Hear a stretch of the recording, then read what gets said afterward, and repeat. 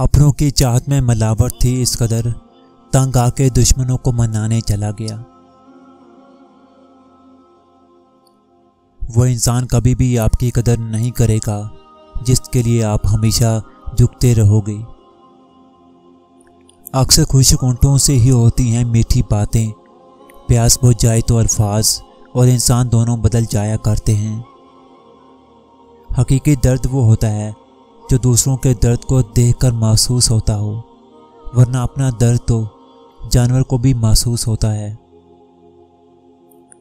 अपनी औकात तय हम खुद करते हैं, लोग तो बस हमें बताते हैं। मतलब पूरा होने के बाद खूबियां भी खामियां बन जाती हैं।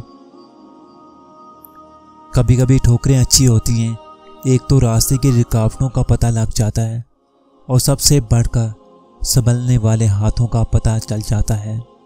जो लोग आपसे हसद करते हैं, इनको आपकी खूबियों का सबसे ज़्यादा इल्म होता है।